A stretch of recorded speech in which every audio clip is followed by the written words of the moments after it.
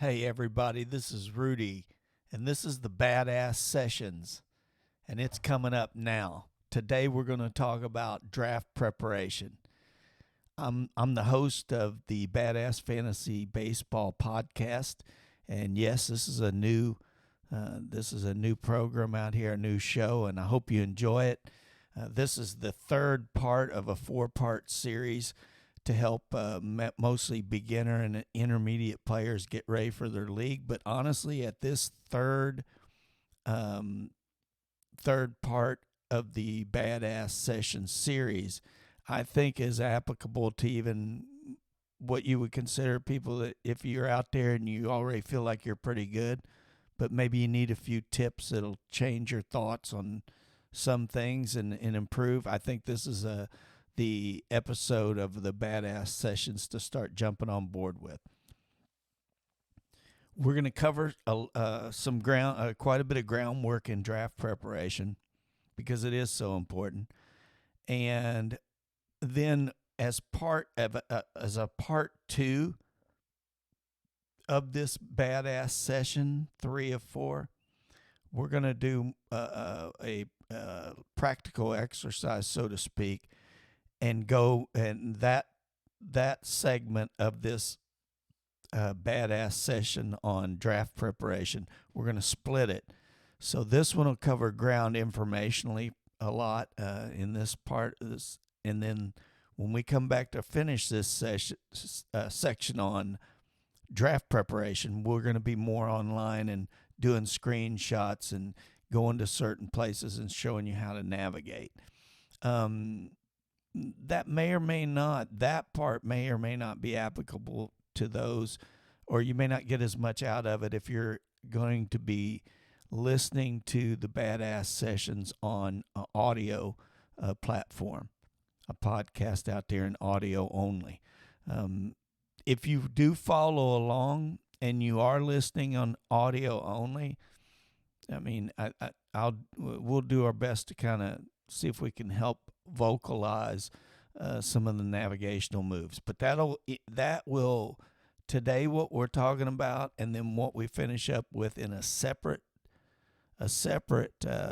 video and audio recording will be the back half of this is actually navigating over the Yahoo Fantasy Baseball platform. Okay, enough on that. Let's get our asses moving because we have 3 weeks before before opening day of the 2023 baseball season. With that being said, we got to get our sleeves rolled up and get going. As I said in the previous BadAzz session, if you are currently out there with your draft strategy developed and your draft board ready, whatever those tools are in your toolkit, and you feel confident and you've already been out there testing it in the mock draft, doing practices with mock drafts, then you're on top of the game. Even if you have not done your draft preparation and developed a strategy yet, you're right in prime time. But you got to get going.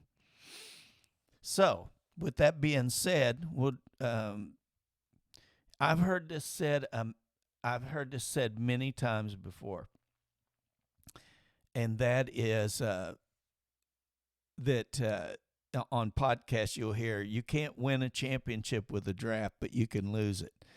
And that's always resonated with me because it makes a lot of sense. Honestly, while the draft, I always tell people, a bad draft is not going to sink you. It just puts you behind. But now if you do really terribly on a draft, or you just have a lot of bad luck, i.e. maybe a lot of injuries early on in the season, all those factors and variables, there's so many variables that can affect the outcome of your draft. So kind of don't sweat it, but because really the draft, in all honesty, should be one of two of the most fun single events that you'll have during the Yahoo Fantasy Baseball League. First being the draft. Have fun with it. You're the man, you're the GM, you're the manager, whatever you want to call yourself. I call us all players. So as fantasy baseball players, let's have fun with the draft, because your other opportunity to really peak that out and have a blast will be way in October when you're in the playoffs, or maybe even late September, but you, later in the year, way down the road, where you get some gratification. So, and some excitement, some sauce, mixing it up, a little hot sauce in there, and get that shit going. Tabasco, Louisiana hot sauce. Let me know. Shoot me a message out on Twitter, or hit me up on Facebook. On Twitter, I'm at Roto_Rudy. And you can find me on Facebook at BadAzz Fantasy Baseball.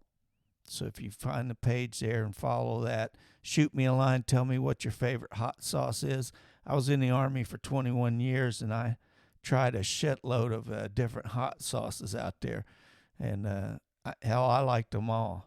But I'm always open to hear what you think is a really good hot sauce. Hell, maybe you make some hot sauce. That'd be good too. Send me a message, and I'll send you my address. And I'll send you some baseball cards. It may not sink your ship, but there's elements. There's more than just. It's more than just a cliche saying that you can lose it with the draft. And there's so many elements to lead you to consistently performing well in your fantasy teams. And the draft is really your first shot at it, at that season of establishing yourself as a contender. It's called maybe the first pitch, the kickoff, whatever. It's first, and it sets the tone for your season. So have fun with the draft, and if you have friends and family league, and even if it's not friends and family, whatever, it could be co-workers or whatever, I highly, highly, highly, that's 3 damn highlies, I highly suggest that you guys do a live draft and get together. Go to Hooters or I don't know, Twin Peaks or some restaurant, and get you a little room off to the side. Maybe eat and hang out with your competitors, your friends and family, whatever. You set a table or meet over at somebody's house, put it on a big screen. Yahoo works really well. Their draft. The other platforms work well too, but really make something out of that. People do some real big time parties and live drafts where they sit around together and do it. So have fun with it. Fantasy baseball can be grueling. I've said it before. It's like 6 months of every day, with the exception of all-star break, just grinding. The players call it a grind, and I can tell you fantasy baseballers will call it a grind too, but I like it. It's a good grind. You really can't compare it to the other sports in fantasy sports. So if you played other sports besides, and this is your first diving into fantasy baseball, the length and the scale of games compared to the other sports will be sizable, to say the least. 162 games, games every day of the week, 24, 25 weeks of competition. And so the draft, however, it is familiar and it's exciting if you've played fantasy football. If you've played it before, the draft is super exciting time and just something you really look forward to. And fantasy baseball is no different. And some of the preparation steps are kind of similar in other sports too. So if you have some experience in other sports, that's only going to help you acclimate yourself to fantasy baseball. There's so many leagues and formats, and we talked about that in a previous BadAzz session where we talked about trying to choose the right league to play in. So if you didn't know before, you climbed aboard the BadAzz Fantasy Baseball train. If you didn't know before, go to those BadAzz sessions before and catch up and get up to this where we're at now, and you'll be just fine and ready for your draft and getting ready for opening day, which will be coming up in 3 weeks. Yes, it will. So we're going to cover the drafting process overall based on the most popular draft format, and that's the 12-team head-to-head categories league, and use the Yahoo Fantasy Sports platform as a frame of reference for these BadAzz sessions. That's not to say it's not applicable to be used in other formats like ESPN, CBS, and maybe some others, but certainly those two are very aligned and applicable to what we talk about and can be applied the same. Okay. Now you say you're all gung-ho. It's your first year. I'm so damn excited. I'm going to kick the shit out of everybody I play because I played like fantasy football and I kicked ass, and now I'm just going to kick everybody's ass. I'm a badass.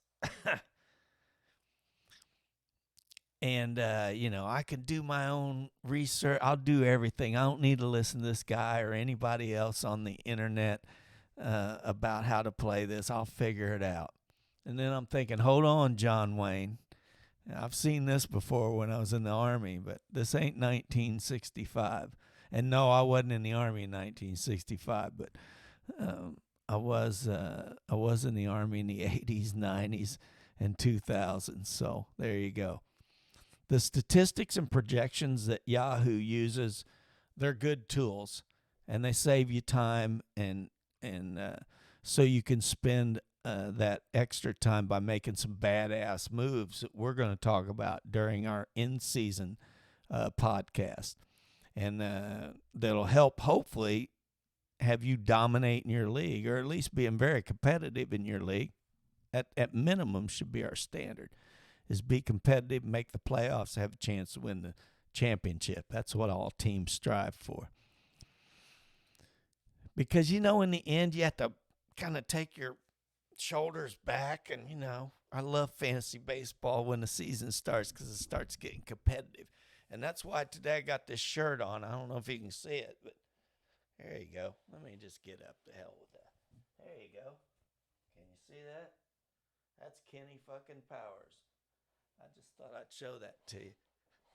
I really felt like wearing that tonight for the hell of it.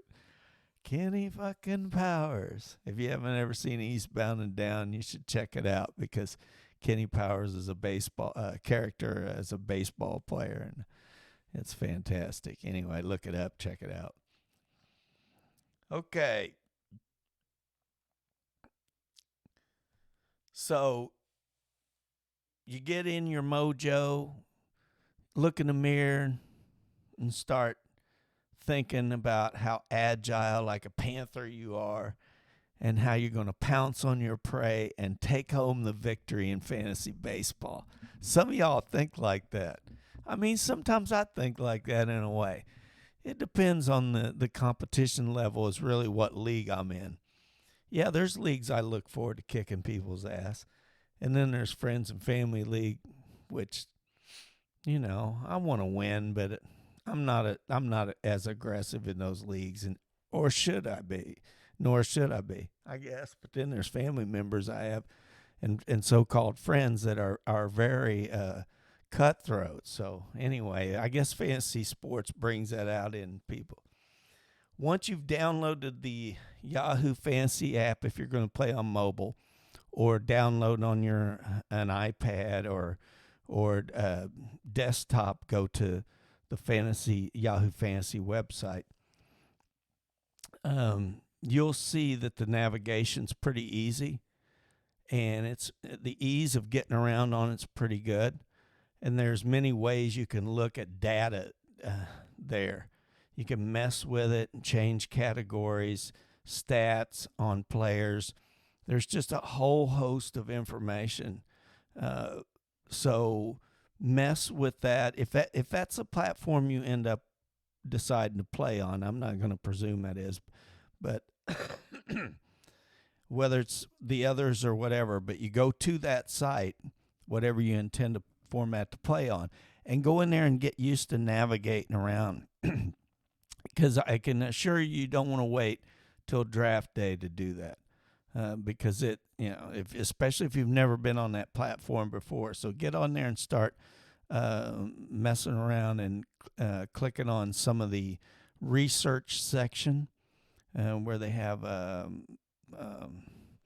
consensus ranks and just a tremendous amount of information that we're going to walk through on that practical exercise on the second part of this BadAzz session, which will be where we'll actually click on those and maneuver around on it, and I'll help you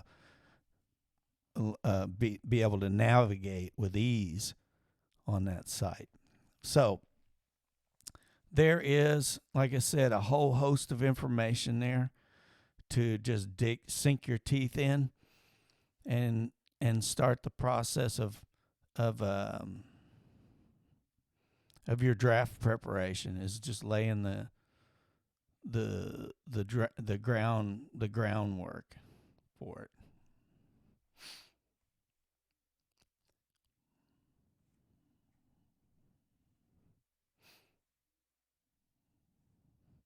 Now remember, especially when you go on the Yahoo site, and let me just for those of you who are watching this on video, I'm going to, and you could do this as well. You could go click on hold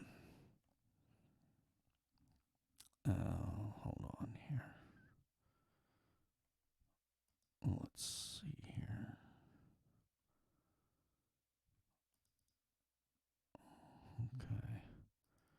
Okay, so here we go. So, oops. There we go.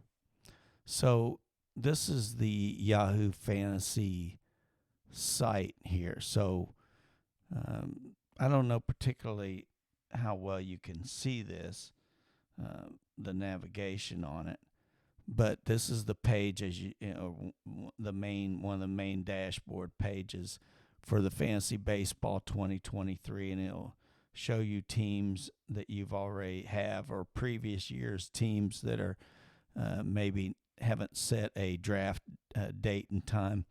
But one of the things as far as the draft is to use this research section right here, and also in the players. Wait a minute. Hold on here. Well,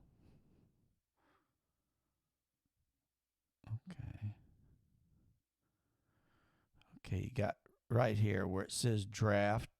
You can go down in here to pre-draft rankings, and they'll have some information there. And this is where you can do mock drafts here and sign up for them. Look at that C+. I'll explain some of that later. So let me go back. I'm trying to get to, this is something new, the closer depth chart, which I'm very impressed with. And we'll talk about this when we do our practical exercise too. But this is new for this year that Yahoo's added, and I will definitely tell you how this will be beneficial to keeping more of the data within one format, because information previous years I had to go off into another site to um, to get this information and stay up on closers. Anyway, so go to research and also consensus ranks. So when you go to consensus ranks, this is something that you'll want to start becoming familiar with. And this is really no different than any other kind of basic database, but I'm certainly no high-tech whiz.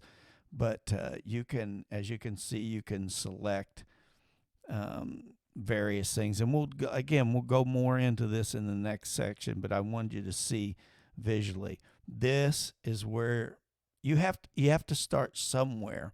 Let's say you've never played fantasy baseball before, and this is your first time through your draft preparation. You have to have some baseline to start with. And I will tell you the best baseline to start with, in my opinion, is to start with some kind of rankings out there in the internet sphere. The one I'm showing you is not the only one. There are many people that do this for money, and they'll maybe try to sell you some kind of draft kit with blah, blah, blah, whatever. But this is free. This is free, and it works. It's these things that I show you. I'm not sitting here like a commercial saying, hey, get this, buy this, drink this, eat this, take this pill, do this shit, do that shit. I'm telling you the things that I use, and I have performed pretty well over the last few years. So use these free tools, and they'll work, and they're pretty simple to use. So this one is a great place to start. When you're starting to build, once you decide on the factors and things that you will personally include in your draft strategy, you'll start with a baseline of some ranking system, and I recommend this one from Fantasy Pros. And the ease of use of it is it's within the Yahoo fantasy app, and it has a link, and it shoots you over to it. And I'll tell you, this is an important basis, because until this is very helpful until you have the draft. Once you have a draft in your league, you will be in the first team that you do draft in, and once the draft is over, you'll be able to enter into the Yahoo database and rankings, and we'll talk about that once we start going into more specifics of navigating within an in-season play league. And while the season's going, leading up to that, we're going to talk to you about that before the season starts, so you're ready. And we're not just talking about it on the fly as the season begins. We're going to help everybody and kind of bring everybody along here. So I like using this list at Fantasy Pros. It has many advantages to it, many ways to sort, filter information so that you can make great decisions.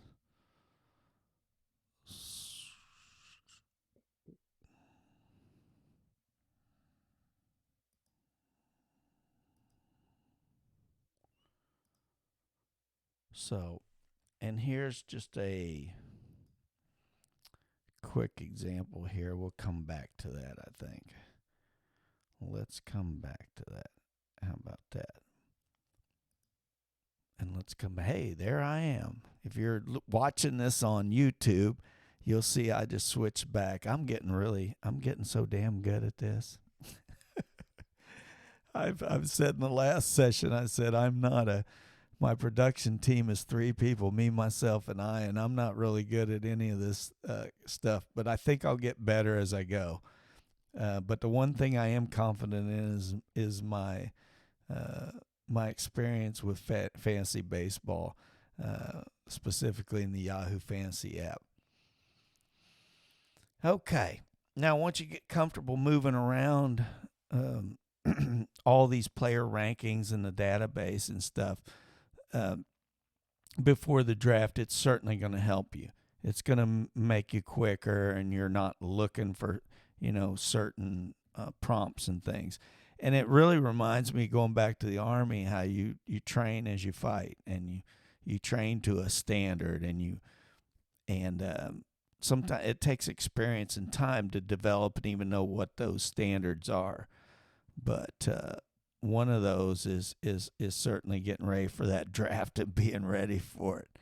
So remember that the player rankings and ADP information, which is invaluable throughout the year, will be posted on Yahoo once you draft in that first league that you're in.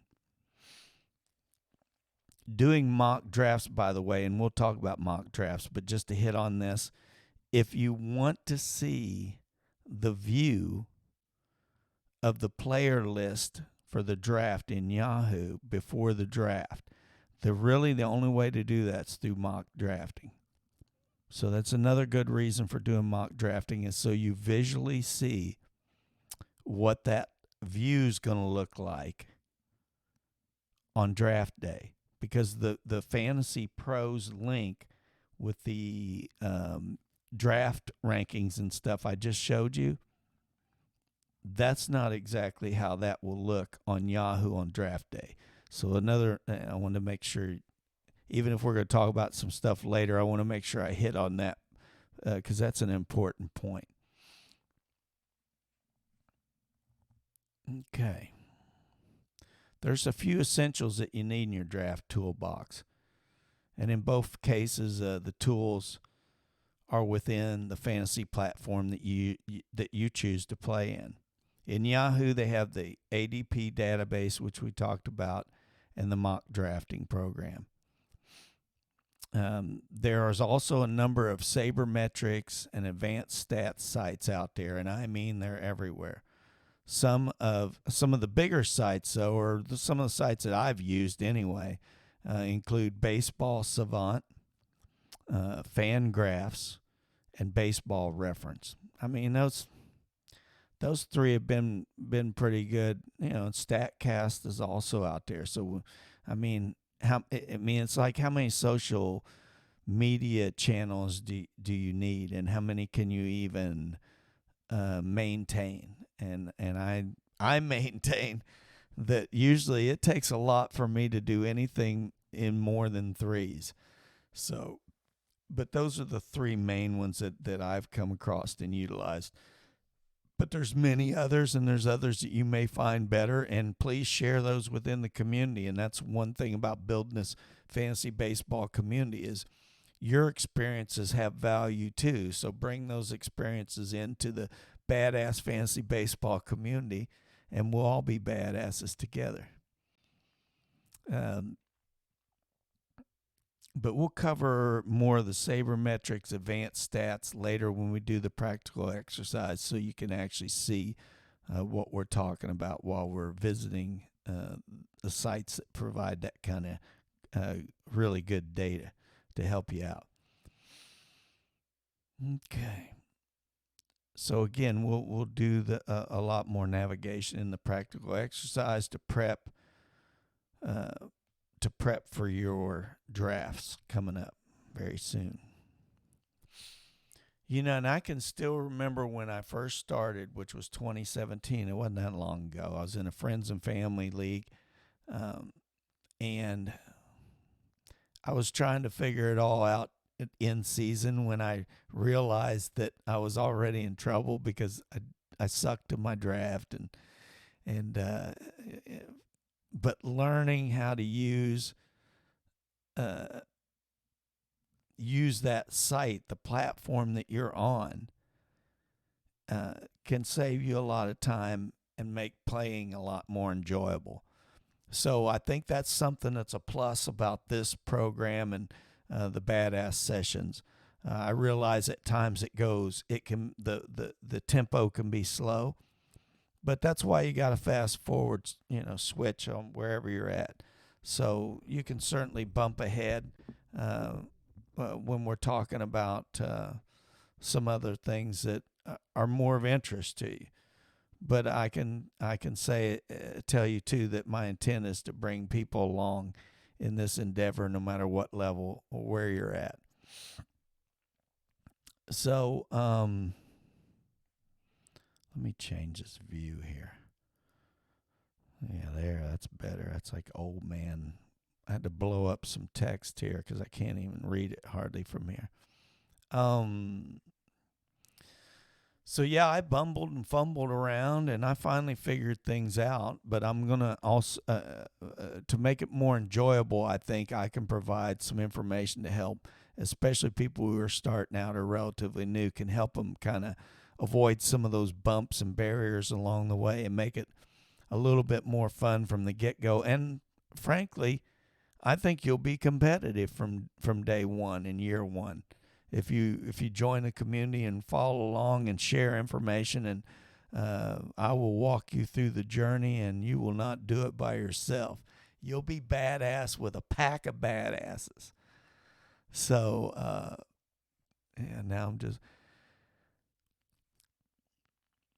so prior to Yahoo's drafts, participate in mock drafts, lots of mock drafts. I mean, whatever, if you're ever just sitting around, jacking around, watching something stupid on TV and you're getting bored, pick up your phone and do a mock draft. You can always join in, start drafting, get through it, and if something comes up, you can auto draft and back out of it. I wouldn't do that all the time because then you never practice the back end of drafts, which is just as important as the top end of the draft. So, yeah, do mock drafts as many times as you can to test. What we're going to talk about is once you build your draft strategy and get your draft board together, that's when you want to mock draft. Not if you haven't developed any of that stuff, I recommend you not to waste your time on mock drafts. In my opinion, mock drafts are there to reinforce or practice your draft board to make you become familiar with how that draft more than likely would go, and how your draft board aligns with what your goals are.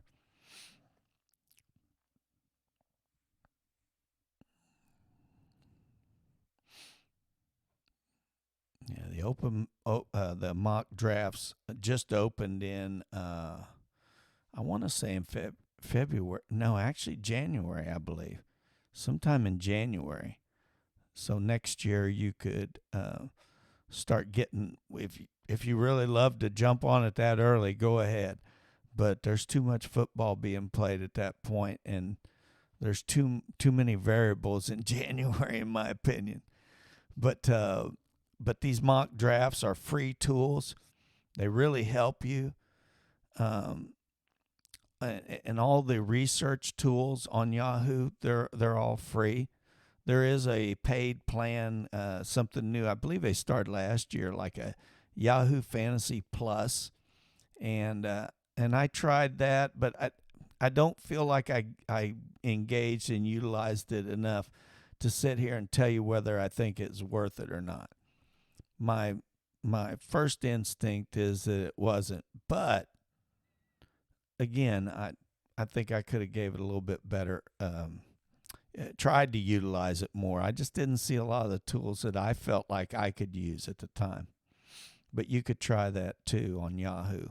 It's called Yahoo Fantasy Plus, I think. So we'll talk about like how you organize data when I can get on a screen alone and just simply do that.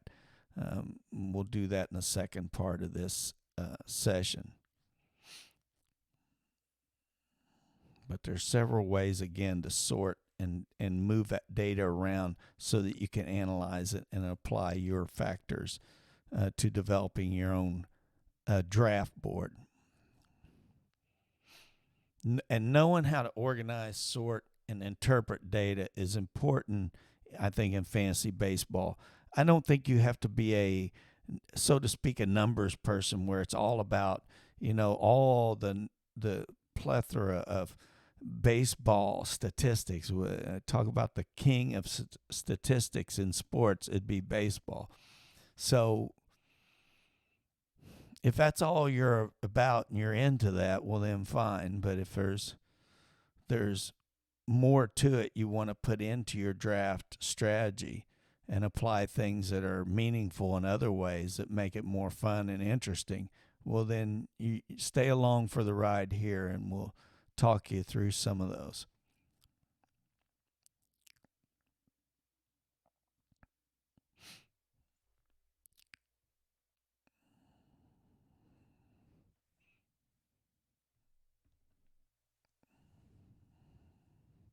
One thing I think about the when I was looking too was when you utilize the free resources to start your uh, draft preparation is when you start looking for that baseline ranking system out there and you start navigating through it.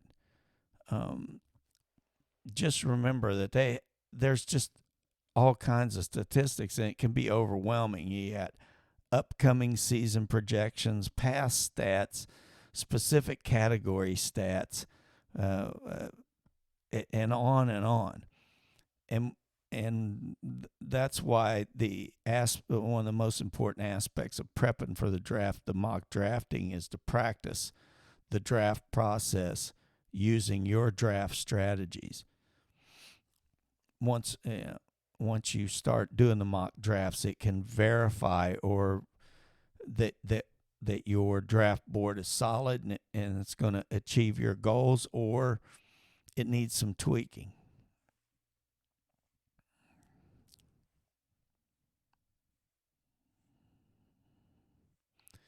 Oftentimes, the mock drafts, they don't have to be full in Yahoo specifically for you to be able to do them even in the middle of the night, so to speak, because what will happen is in the instance, it could be a 8-team league mock draft. It could be a 10, 12. If you do like a 12, when you do a 12 team, make sure you're looking on Yahoo whether it's a head to head draft or it's a roto league draft, because there's different considerations for drafting within those two different formats there. So you'll want to do head to head 12 team and jump into one of those available league or rooms, and then you select whatever an open available draft slot is. Now, that's not the way it's going to happen in a standard draft, because now different leagues have different rules and different setups, but a standard league, a 12-team league, for instance, is going to completely select you, the computer, at random, the draft order. And then the standard league draft process is what's called the snake draft. So that's something we'll get into more as well, but that's what you look forward to doing when you're doing the mock drafting.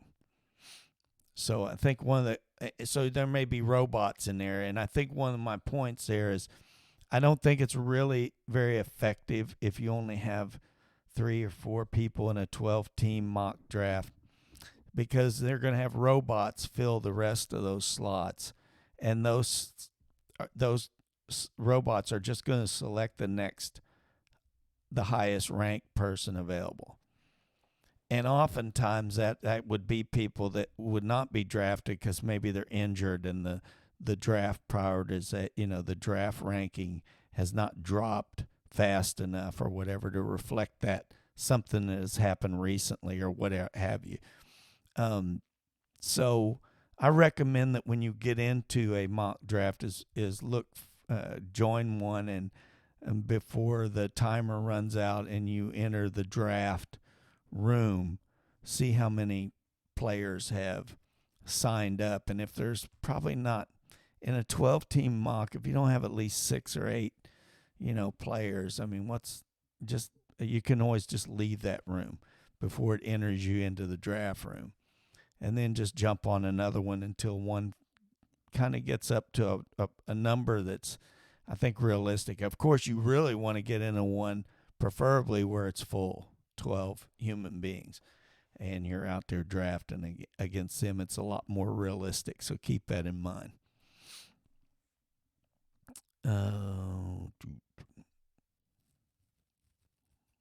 Oh, and also I recommend you shifting when you're doing mock drafting into different draft positions, so you're exercising and practicing your draft process from the various draft positions that you could possibly, 1 through 12, you could end up in any one of those positions.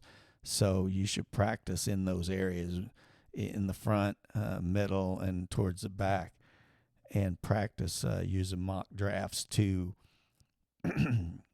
to see how your process works, given those different draft positions.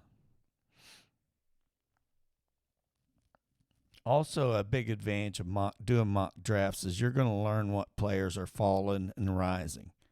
So if you're checking the ADP, the average draft position of a player across that platform that you're playing, like Yahoo, or a consensus rank location like Fantasy Pros, where you're getting that information. If you're doing mock drafts, you're going to see over time leading up to your draft in your league, certain players have shifted. Sometimes it's due to injuries. Sometimes it's due to positional things that happen in spring training.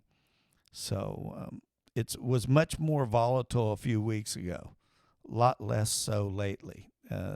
The average draft positions are kind of leveling out, and there's not a lot of volatility in those changes. So it's starting to slow down, which will make it a lot easier to form a good draft strategy. Now what I'm going to talk to you about is something that I feel is really important. So you got your baseline. Let me go back to this. You got your... Okay. Goodbye. I'm going to go for you video folks. I just left. Rudy's left the building. What the heck? Let me see. I'm trying to pull this up here. And that did not work for some reason. Interesting. Very interesting. Okay, never fear, Rudy is here. I'm going to pull this up so you can see this. There it is, right there. Here we go. Okay. Let me make this a little bigger or something. There we go. Okay, this is a little bit older tiers list that I had started. It's not the most current one I have, but this. Okay, so for you beginners and some of you newer folks, in my opinion, what you should do is you have already got your baseline ranking system. Now, if you can take that and import that, however you transfer the information from a computer to pen and paper, or from Fantasy Pros, you can actually download a file of that entire ranking system and then dump it into a file on your computer and manipulate it in a Excel type or a numbers and app on Mac program to manipulate and change the data around. That's what I did. So I took the Fantasy Pros consensus ranks, and I took and copied and downloaded that information, then uploaded it on my Mac on a numbers in the numbers program, and then formed kind of what you see now. And this is something that I do every year now, and And tiers is nothing more than, in my opinion, than uh, the the essence of it is it basically represents how many rounds you have in your league.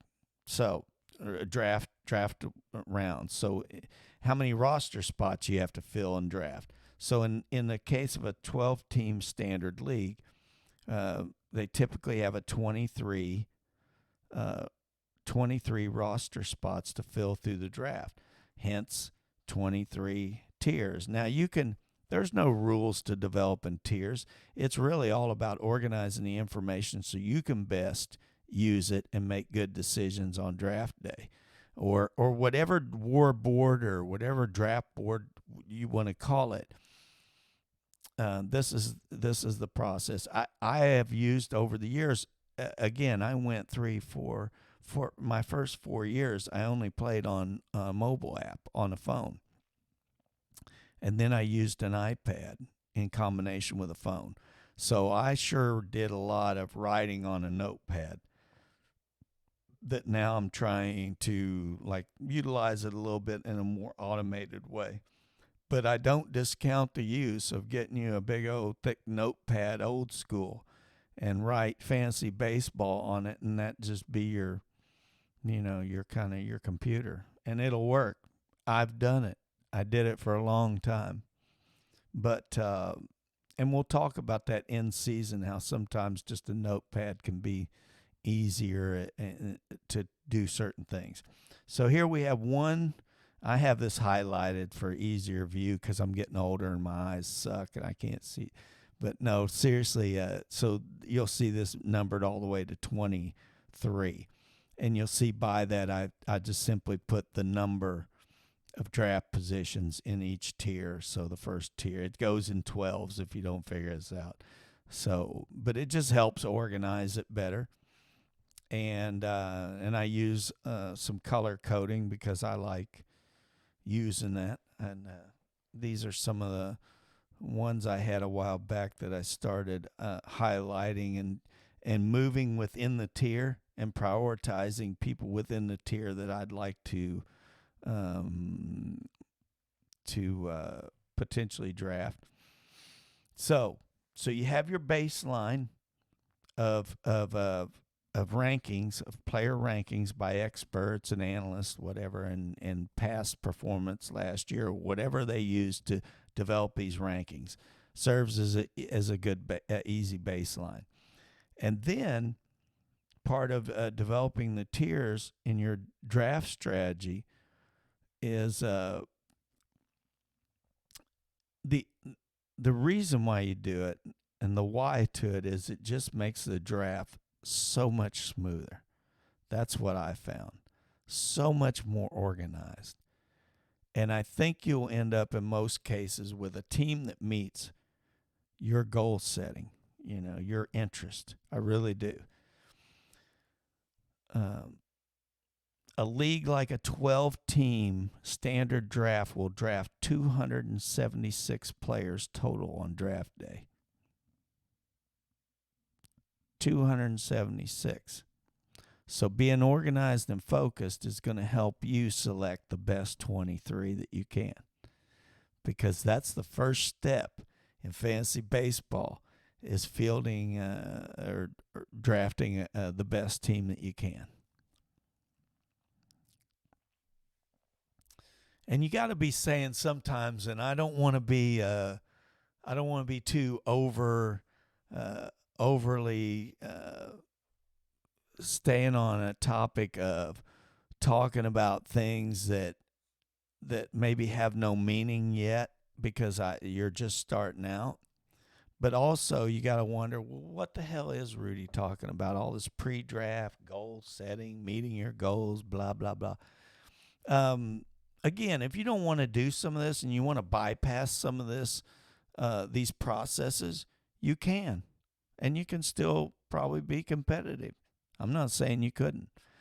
I think if you go into some of these in detail, I do think the draft will be a whole lot smoother. Again, I really do.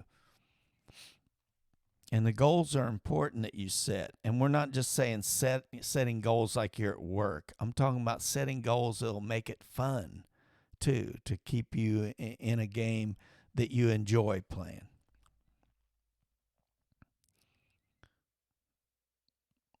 And that goes a long way into what we're talking about now, is when you have the baseline power rankings, you've merged that into your information to build your draft board, your draft strategy. Now you want to come up with or think about factors that are important to you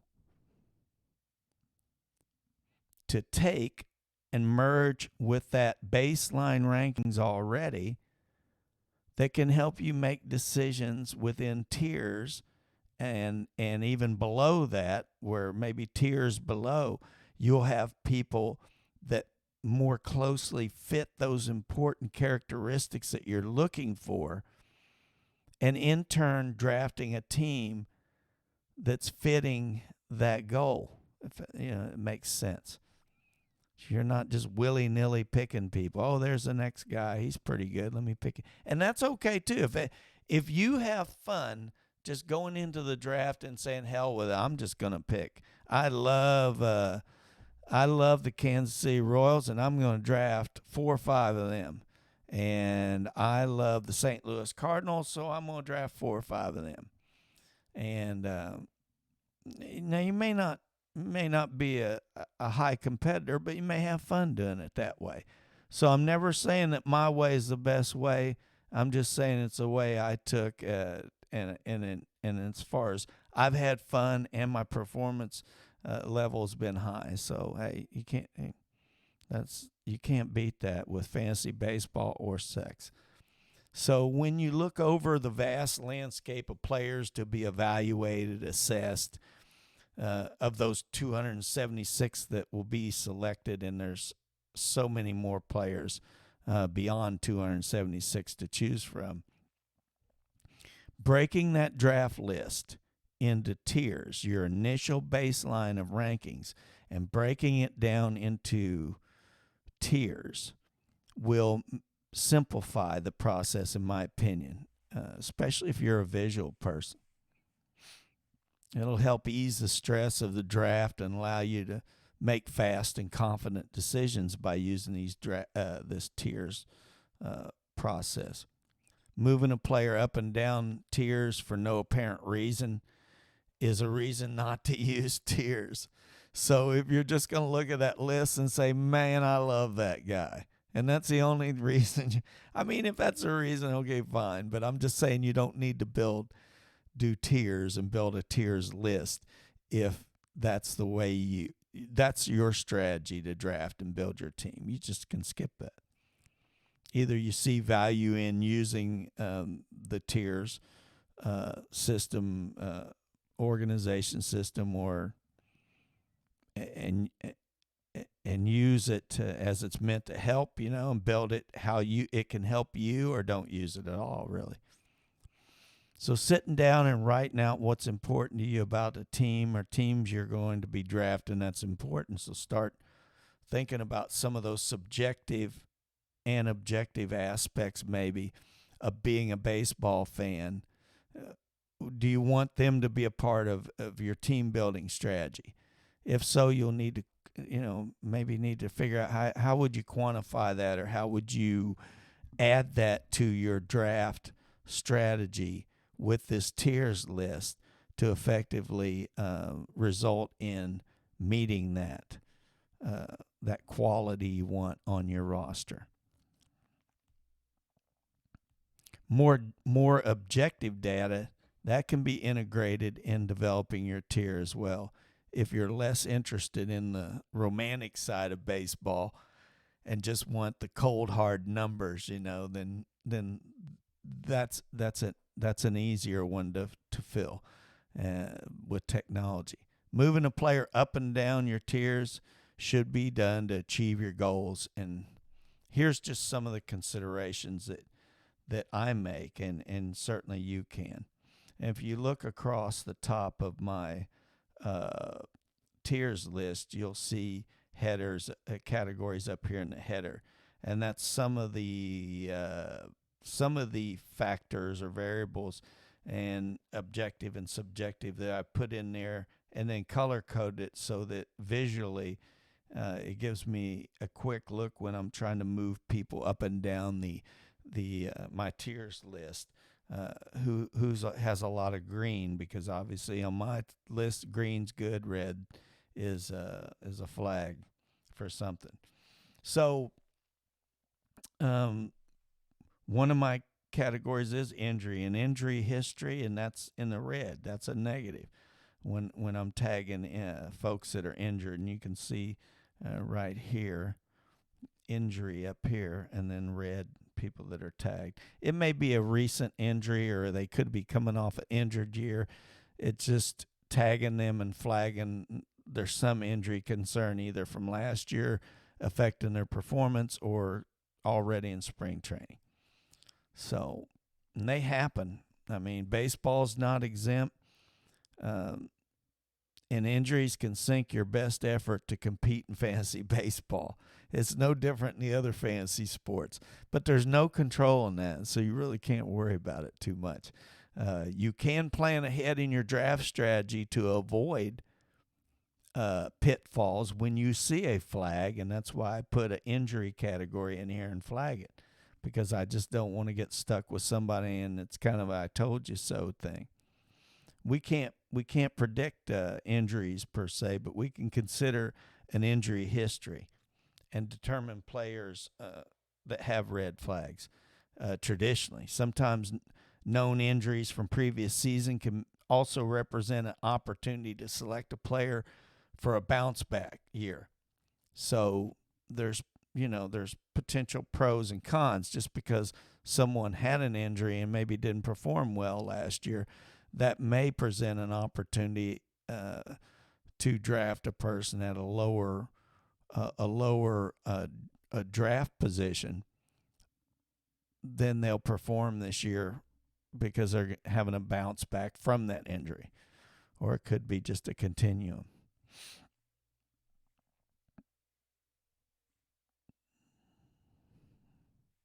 And oftentimes you'll see players like that too, and we'll talk more about how you can use the Fantasy Pros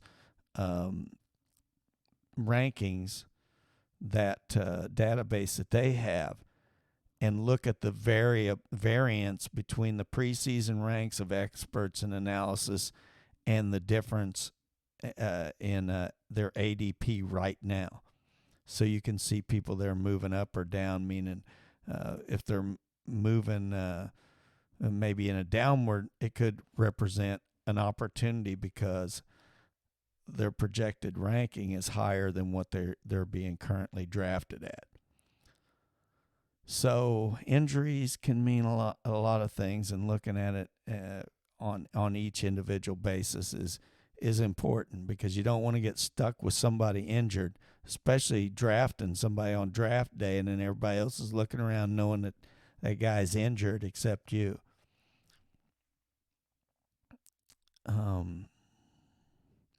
I can tell you an injury history thing, for example, was the people who drafted Fernando Tatis Jr. last year in 2022 did so with the knowledge that he had an injury and wouldn't begin playing until, I think it was around May. And then obviously that got pushed back a month, and then got pushed back another month, until ultimately he got that suspension and got busted for cheating. And by the way, I hate cheaters. By the way, them damn cheaters in baseball. We'll talk about that later. But yeah, he took that worming medicine or whatever the hell, ringworm, whatever the hell they were talking about. They were treating. Come on. Anyway, so people took a beating with him. People that drafted him and his took a beating and probably didn't see all that coming. They knew it was going to be a late start, and he drafted still very high.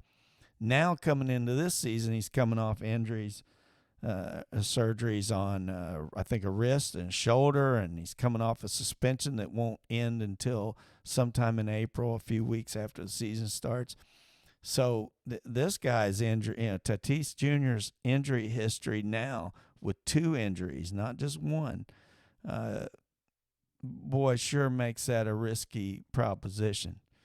But one at a certain draft position becomes worth it. So hence developing a draft strategy, putting in tiers and moving people that based on your objectives, and then applying it to that already ranking system to move players up or down based on some of your goals or all of your goals basically.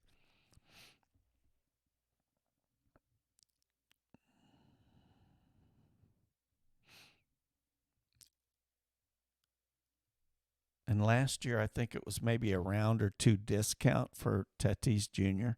And it looks like this year it's like he's being drafted even higher than last year. So wow, that just kind of really surprised me. But more to follow on that as we track that leading into our own drafts.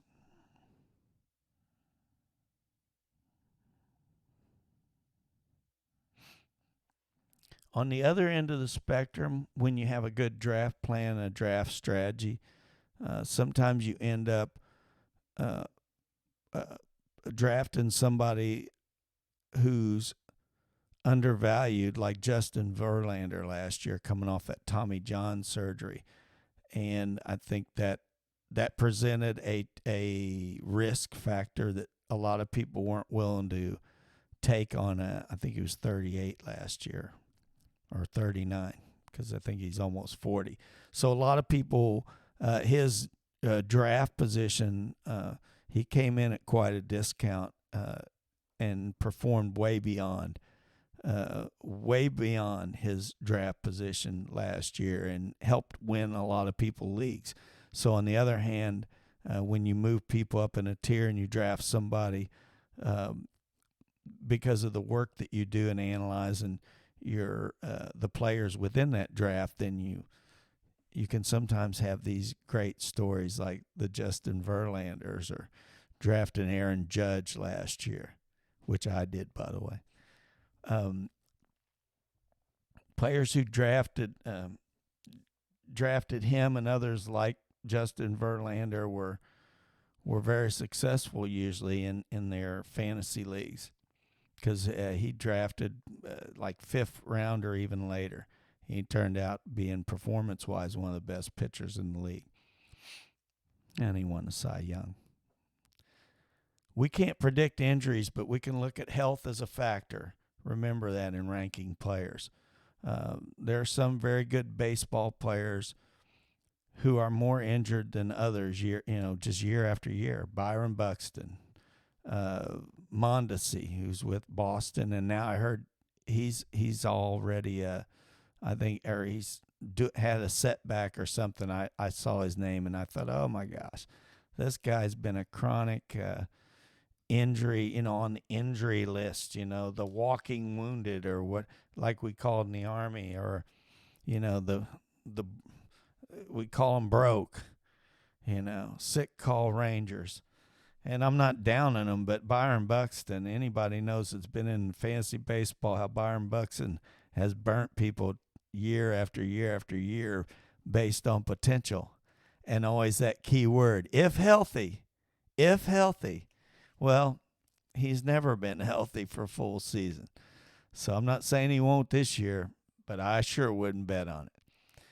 And so there's other frequent flyers on the injured list that come up as well. So I always flag those, or I already know in my mind I have them flagged automatically. I don't need a visual or a number to remind me of some.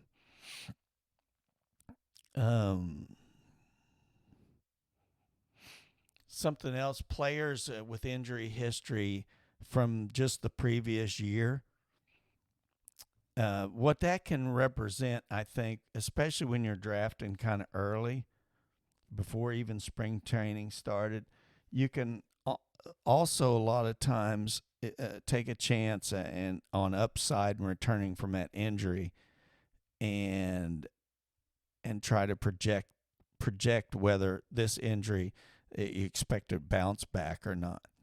So drafting taking place during spring training can be more telling for the health status of players than if you do these earlier drafts. But now we don't have to talk about earlier drafts because spring training's already going on. So, but next year, before you think about going into these really early drafts, think about all the variables that change in the last month, or certainly even in the last couple of weeks with respect to players being injured and other moves. So you're really not late or too late to start planning and preparing all this and getting ready for your draft, because you have plenty of time to do it. Another consideration that I take in as a factor when I'm building my tiers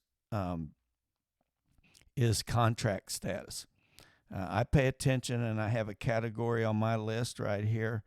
If you're looking on video and you see the screen, it's a contract year, players that are in their contract year. It's not a slam dunk that I like to draft those players, but I give them a little bump on my tiers list if it's somebody I want to target, because I do believe their performance level typically is better in that contract year for obvious reasons. Make it rain, baby. It's raining dollar bills. It's contract year. Yeah. Okay, so that's a value I think that adds to their draft position.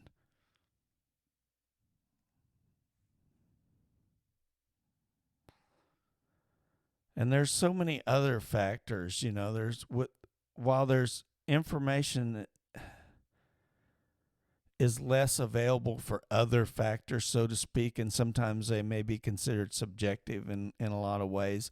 I believe the other factors, and something I never hear really talked about on other podcasts in fantasy baseball,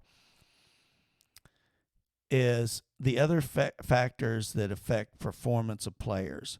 Players moving to new teams. I consider that usually a negative. I do see value in when people move from maybe a not so good team, if they're a hitter and they're going to a better lineup. I can see how that may enhance their performance with fantasy baseball. But I think most of the time I look at it as a negative, because everybody's human, and baseball players are no different. When they go to a new team, they're moving. If they're married, they're taking their wife. They got kids, they're taking their kids. They're packing up all their furniture. And I know they make millions of dollars and have other people do it, but they're still humans, and they still make that move and that transition into a totally new, location. I can relate to that from being in the Army. While I didn't make millions of dollars, I understood the challenges and the stresses of moving a family. Or even if he was a single baseball player moving, it's still new surroundings. It's a new work office, so to speak. He's going into a new stadium. He's meeting new teammates. He's meeting new staff. He's learning the ins and outs and establishing a new routine based on that new location. I think those factors, some people are better at that movement. I hope Hunter Renfroe is, because he moves about every year. And some of these players may be better at adapting to that. But I do think that typically, in a general sense, when they're moving to a new team, I put that on the red side of my list, which is typically not a good thing, or at least I want to be aware of players that are in new surroundings. So that's an example of another factor. And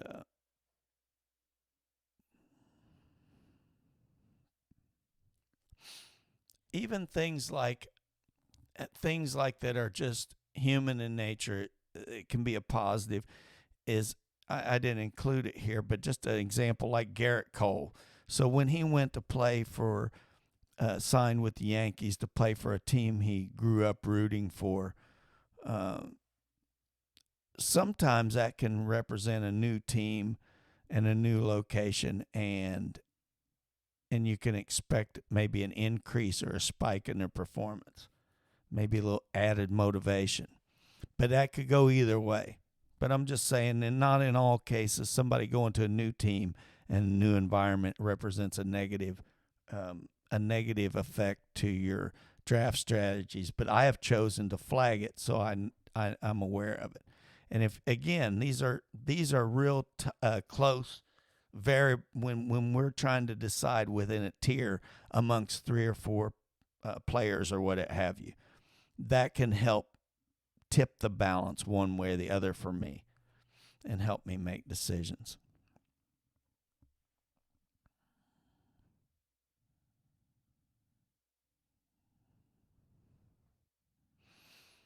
A factor that I don't see a lot of people consider, but I know I consider it at times. Let's say that you want to get into a league in fantasy baseball, and you also you enjoy watching baseball games. I mean, I'm sure you like watching baseball games, but maybe you're one of them really diehard baseball fans that love watching a lot of games. Maybe you're not. Maybe you like watching games up to a certain time because you got to go to work, or maybe you stay up late because you work late at night or what have you, and you find yourself watching mostly late games. Why am I mentioning that with fantasy baseball? Is because when you're building your draft strategy, it might be good to kind of consider a factor of teams. I know I do this, of teams that I like, or I believe them to be good on good teams. And I'm not just saying good team overall, and I'm not talking about defense or anything like that. If it's a batter, I'm talking about who's in a good lineup, a hitter's lineup. If they're pitching, who's on a really good team that's scoring a lot of runs for them, and maybe even good in particularly good in defense. But that's what I mean by a good team, and I use a category called team, and I green flag players in the tiers that are on teams that I perceive to be good or teams that I like to follow. On the other side of the curve, I have a category that says bad team, and if they're at the bottom of the MLB power rankings, then I typically, that's a red flag because I don't want a lot of those players on my team.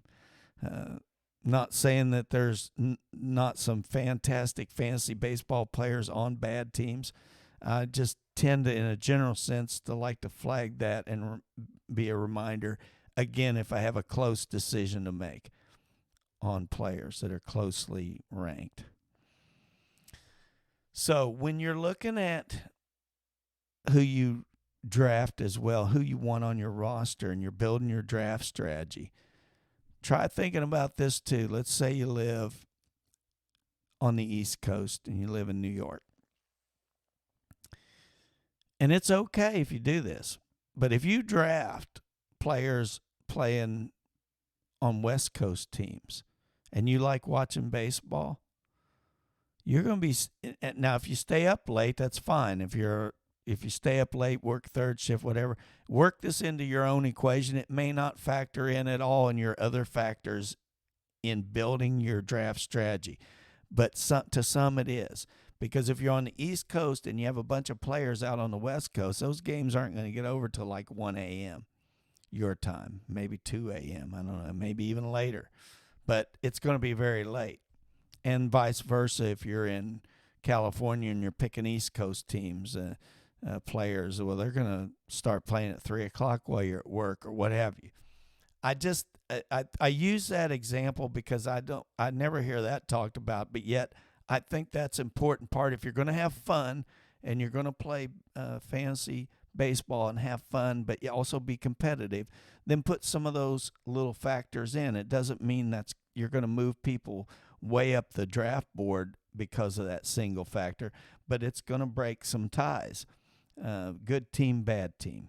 So I track both of those and tag the worst of the worst and then the best of the best that I like. And then in a general sense, I'm going to have more players that fit that category that are in good teams, which I believe in doing.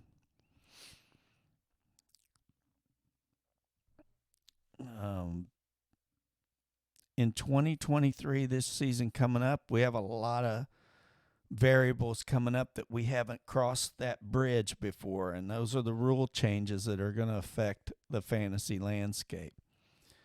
Anywhere from the new the larger bases, first, second, third base, are going to be larger and undoubtedly result in an increase of stolen bases, but I don't think it's going to entice a whole slew of new, like Ricky Hendersons, to show up. I threw this out in a previous BadAzz session, asking y'all out there if you think there's anybody that could steal 80 bases this year. I heard that put out on another podcast, and I thought, no way. But I'd like to hear your thoughts on that. If you think there's somebody out there that could get 80 stolen bases, well, then shoot me a message out there on Twitter at roto_Rudy or on Facebook at BadAzz Fantasy Baseball, or you can leave comments on YouTube or wherever you're listening to this BadAzz session. Yeah, 80 stolen bases. I don't think so, but I do think the larger stolen bases are going to inflate probably across the board. So it doesn't really change the landscape. It just kind of inflates the number across the board, maybe. I think what maybe has more of an effect than the larger bases is the throw over limit, the number of times a pitcher can throw over to first base. I do think that's going to give a market advantage to potential base stealers. So that'll be something to definitely watch. And it's that I found to be hard, if not impossible, to factor in. And I didn't want to factor in stolen bases as a distinction because I think it's just going to inflate across the entire MLB, across all teams. I just think there's going to be an increase. Here's one that I do think has got some advantages and weight in fantasy baseball, and that's the ban on shifts. And I'm not new to this idea, or I'm not the one with a new idea. A lot of people are talking about the effect it will have on left-handed hitters. And there are some more than others who are expected to have increased performance numbers based on last year's numbers when they analyze that against a shift. So they use computers and all these numbers and statistics to come up with this stuff. And then they'll talk about someone like Corey Seager, a left-hander, who they considered and weighed the hits that he had during the season, and it looked like he stood to be a big benefactor of the shift going away. I think there's other left-handed hitters that can fit that same category, and that's why I did include left-handed batters, left-handed hitters in my other factors for the draft, my draft strategy this year, because I think there will be some undervalued left-handed batters in the draft that I'll be willing to go for and get some of that upside with the shift going away, because I think that's going to be a pretty big factor. I think it's going to show some. I think there's going to be some significant upticks with some particular left-handed batters because of those changes. So look at those lefties, look them up, mark them. If you think that's like I do, that's a plus consideration. And then you got to look at roster construction. Once you start developing these power rankings or these draft rankings, and you build your tiers list like I showed you right here, then you can start looking at roster construction. Let me back out of this here. This for your video, folks. Hey, there I am again. So roster construction is important because if you don't plan for filling your roster positions that have to be filled, there's certain positions that have to be filled, then you find yourself at the end of a draft ill prepared to finish that roster with the appropriate amount of hitters and pitchers to be effective. And there's a lot of different ideas about what makes a better roster with a balance between the number of pitchers and the number of hitters that you fill on your roster. So my consideration comes down to I think about and put in my strategy, although I don't mark that as one of my categories, at position priorities and position scarcity. Where I do include that, I'll show you here in a second. But this is a big one, I think, in your draft preparation. You really want to think out what kind of emphasis or where you want to put your emphasis on your team, because when you're drafting, you're not going to get all your goals filled in every type of position: starting pitchers, relief pitchers, hitters, power hitters, high batting average and stolen bases, blah, blah, blah. You're just not going to draft across the board everybody strong in that, in those areas. So you want to make a decision on how you're going to draft and whether you're going to keep that fluid and change as it goes, which I don't suggest, or to develop a strategy that has a roster construction that fits your strategy of what you're trying to do.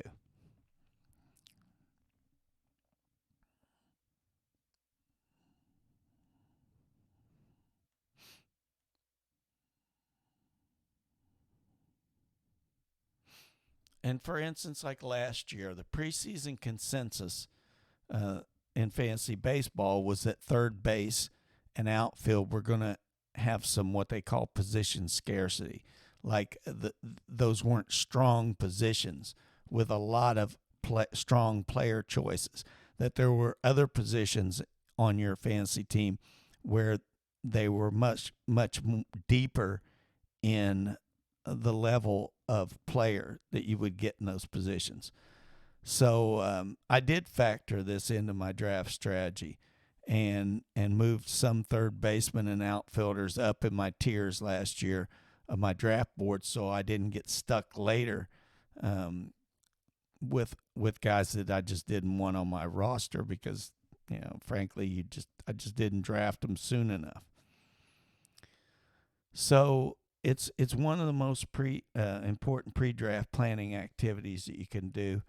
Is your goals make up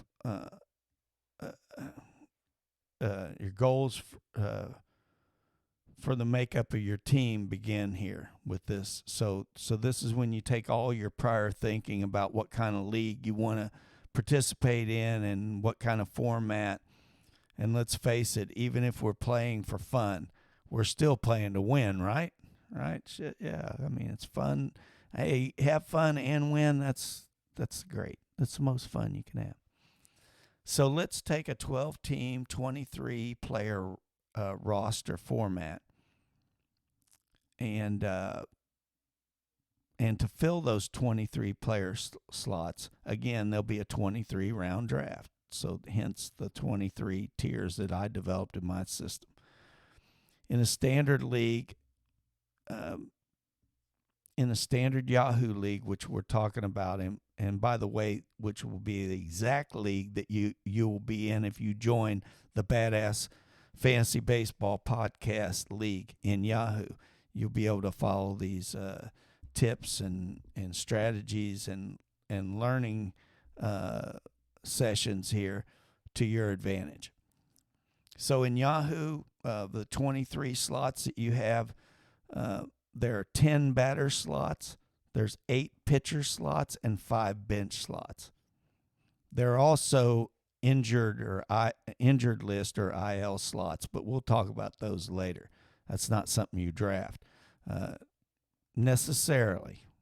I say that necessarily because there may be some conditions, but 10 batter slots, 8 pitcher slots, and 5 bench slots that can be filled with any positions, those 5 bench slots. Some people balance this different, and you'll want to think about it, but if you don't know where to start, I personally use, typically on the pitcher side, I typically use a 7 starting pitcher roster and 3 or 4 relievers, typically 4. So and then in the batter slots, we have 10 that you have to fill, and then whatever bench players that you add,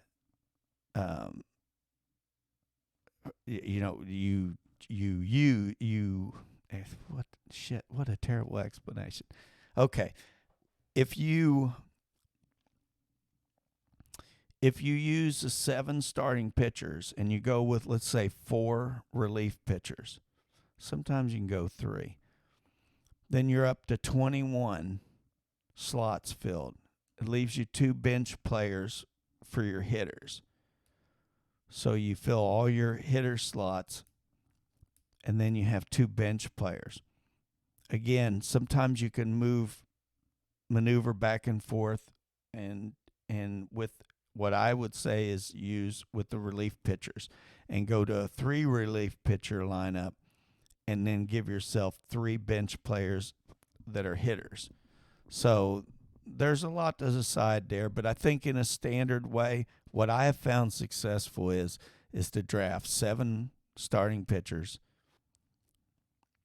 3 or 4 relievers, and then fill all your 10 hitter slots and have either 2 bench hitters or 3 bench hitters based on your decision with relief pitchers.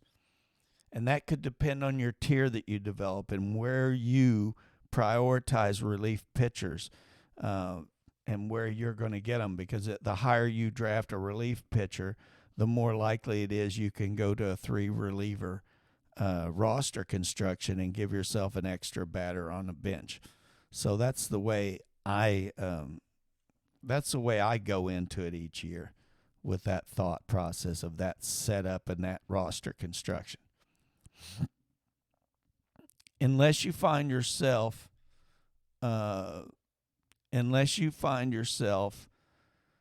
in a league with a bunch of complete idiots that don't know what they're doing, your roster's typically not going to be dominant on both sides, as I said before, and so your draft preparations to take a hard look at the early rounds in your draft. I personally like to draft hitters early, usually in the first 4 or 5 rounds, maybe even 6, 7 rounds, and some like to use 1 or 2 of their early picks for a stud starting pitcher, or maybe and these days sometimes people take a stud reliever. But typically I like to load up on hitters in the first several rounds. And I think that's because I've always rolled my sleeves up in season and been pretty successful at improving my pitching staff throughout the season. I just find it a little easier to do that using the waiver wire and prospects that come up and pitchers that are breaking out that we don't see coming right now. I just find that during the season is my objective mostly, and to draft the best hitters I can draft in those early rounds.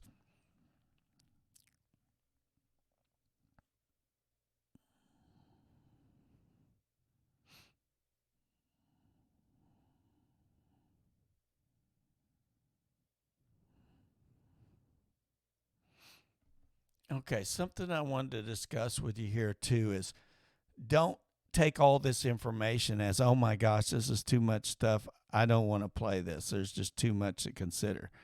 Because when you are preparing for the draft, you can do some of this, none of it, all of it. You can decide what draft tools to use, what not to use.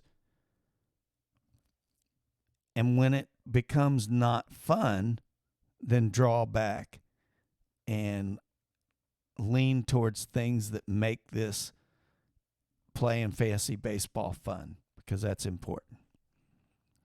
So your draft strategy, you've decided on a league, you've used your drafting tools, and you've got a draft board started. And you're trying to fine-tune that through utilizing mock drafting to develop your draft strategy to move forward. I think one of the things I mentioned earlier, and I'll say is I'll warn some of y'all out there, is to be careful about what you do with respect to moving away from your draft board or your draft strategy while you're drafting. We'll talk about this later, but it happens a lot. People get wrapped up into the ebbs and flows of the draft and then change their whole strategy because of a round or two that maybe didn't go their way or what have you. That's why you build a better tiers list. The better your list and your draft board is the more you'll be able to transition and move from those unpredictable moments, because the draft is very unpredictable. You don't know who's going to draft ahead of you, who they're going to draft. So you have to be prepared and flexible so you don't find yourself in a rush just to grab somebody while you're on the clock. That's a terrible feeling. Again, mock drafting, we talked a lot about it, and that is really just about exercising all the strategies you put together and practice them to see how that your draft may be likely be executed, how the flow of drafting goes from different positions. Can give you a really good feel for when you do draft and you get that 6th position or the 1st or the 12th or the 10th or whatever. You've already practiced that and you have some expectation of how that draft's going to flow. For the most part, there's always curveballs out there. We're human. Champions, I believe, mock draft for sure. I really do. So remember, both Yahoo and ESPN platforms, they have great mock drafting setups. The other leagues do as well. And you should always do mock drafts within the platform that you choose to compete in. And doing in the format that you're going to play in, such as the number of teams. You want to mock draft in a 12-team league if you're going to play in a 12-team league.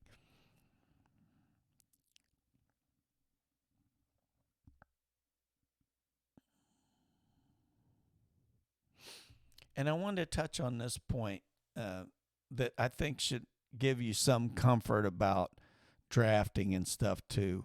I'll talk about this more specific on when we get to the in-season set BadAzz session. That's number 4.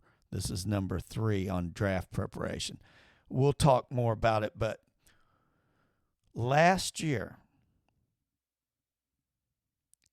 when I looked and did an after-action review and reviewed last year, almost half of my roster turned over from draft to the end of the year. So keep that in mind. Half. Essentially half. Half of the hitters, half of the pitchers. So there is a lot of turnover. Now, what's that tell you? That doesn't tell you, oh, then I don't need to worry about the draft. All that Rudy says, hell, he had half of his team turned over. What that should cue you in on is you want to be good and get it at the top, because those are most likely your players that are going to stick throughout the year. And it's how well those folks do is going to go a long way on how you're going to do over the long haul of the season. And keep in mind, with that much turnover, there's going to be a lot of misses on draft day too. So keep that in mind. That's a normal, no matter how good you are. I don't care who's out there in the podcast world or what guru gets on YouTube and talks about what they know. Uh, there are a lot of variables out there that none of us can plan for. Um, Again, if you were playing for money and that's kind of your interest, then I would start going quickly over to like DraftKings, FanDuel, NFBC, Underdog, whatever. There's a gazillion sites, and start just like the Yahoo process is go in there and start getting familiar with navigating around that platform. And that's your first task is get good and comfortable at navigating on that platform so you can get around on it fine.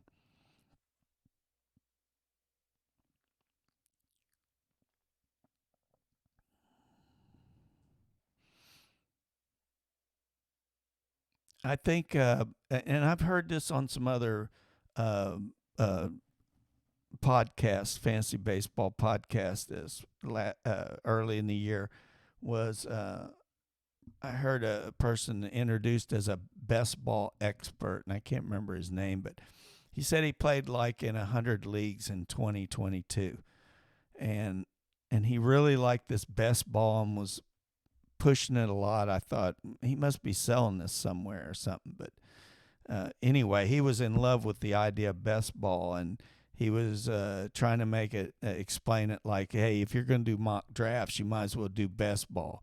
Well, yes and no. Mock drafts are free. Best balls cost money. They're usually like a $5, $10, whatever entry. And what best ball is, it is kind of like mock drafting in this sense. You're actually joining a league that is a format called best ball. You draft and then you leave it for the remainder of the year. Your roster, and I'm not exactly sure exactly how many roster slots you draft or what have you, but once you fill those roster slots, and I don't think there's any bench slots because there's essentially no moves. So basically, you draft the team and you just let them sit there and accumulate a score over 162 game season, and then winners are decided at the end of the year somehow, some way.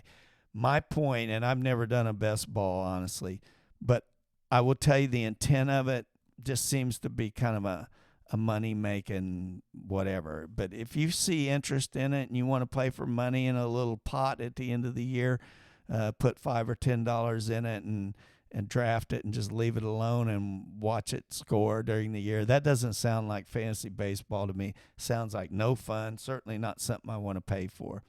I want to use mock drafts on demand that don't include me in a league because I couldn't believe it when he said he was in 100 leagues, but when he explained what best ball was, I could understand how you could, because there's absolutely no management of the team after the draft. And I just think that takes too much out of the fantasy baseball challenge and fun.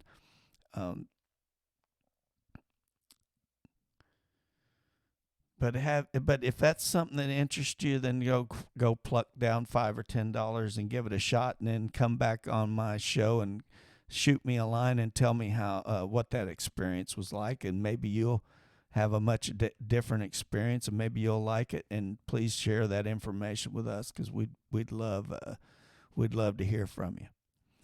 They went on and on in this podcast too about talking about a calculator and a draft simulator, and I've heard this on other podcasts.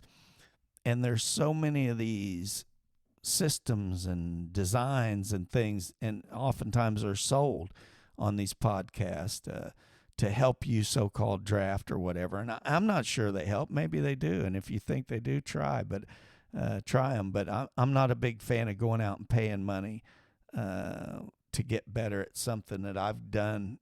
I've gotten better to where I met my goals of playing without spending any money on those tools.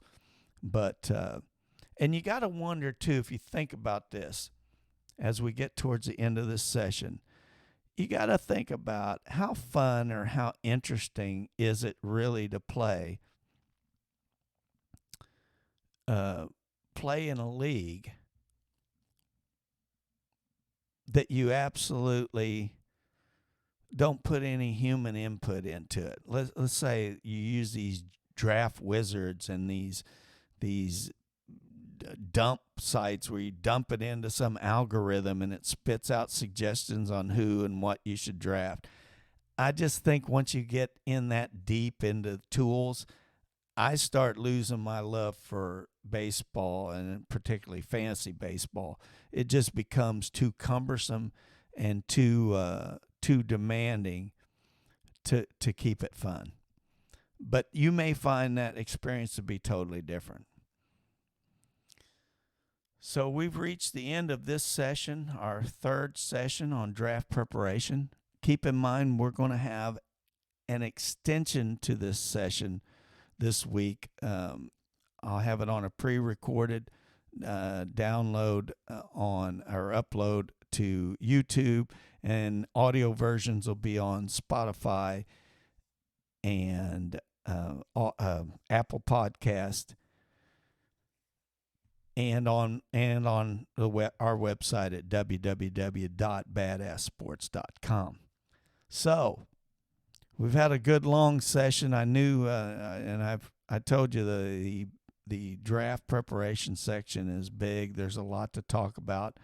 I will briefly just mention that some of the other factors that I did not talk about that are on my list are what I call risers, people who are perceived to be on a rise and have a high ceiling potential, usually young players on the rise, very young, first, second, third year, what have you. I'll highlight them in green, and they'll be on the positive side of my tiers list for close considerations with other players. I also have a category of power and speed because that's a huge multiplier, in my opinion, on when you're playing categories leagues that have stolen bases and then your power stats. I have another category that's a green flag, and that's players that were in the top 50 of all players in the number of games played last year. That's important to me. I like people who go out and post during the season. Those are people that will get you what they call counting stats or accumulation of statistics over the long haul of the year, and those are really helpful fantasy players to have on your team. I mentioned before contract year and good teams versus bad teams, lefties. And then we get into the negative, the red flags. We talked about injuries. We talked about people on new teams. I also have new contracts because I always feel like when you sign a big fat contract, that doesn't mean you're going to go out and give it 110%. But boy, if there was a year to slack off on that new team in particular and a new contract, it would be that year. So I like to red flag those just to say. I also red flagged this year games played when players played less than 122 games, which is 3/4 of the season. I just picked it arbitrarily because sort of arbitrarily. I just felt like you should be able to post unless you have injury, a significant injury, more than 122 games a year. So I want to know players who didn't post last year were towards the bottom of that group. I also have a 2022 bombs, and all that was a list that I developed off of players who preseason rank by consensus rankings from experts and analysis to what their end of the season performance was, the variance between the difference between that, being larger. The larger the difference in the preseason rank and the end of season performance, I considered in most cases them to have a bomb of a year. So I called them a 2022 bombs. Sometimes that's injury related, but even if it is injury related, it's something you need to consider going into this year, how much of an effect, carryover effect that may have. So without further ado, I will I will close out this session and say I hope this has been helpful. I know it's been a lot of information, and I hope that as you do your draft preparations and develop your own strategies, you'll share those with me, and we'll build this process together. And the next session we'll have will primarily be for those who will view these sessions on YouTube in video format, because I'm actually going to use the screen capture mostly in that session, and be navigating on the sites, and that will be helpful in building your draft strategy, but also show you how to walk through some of those things and do the things to build the tools like I've built and or similar to it, so that you can be successful in your draft this season.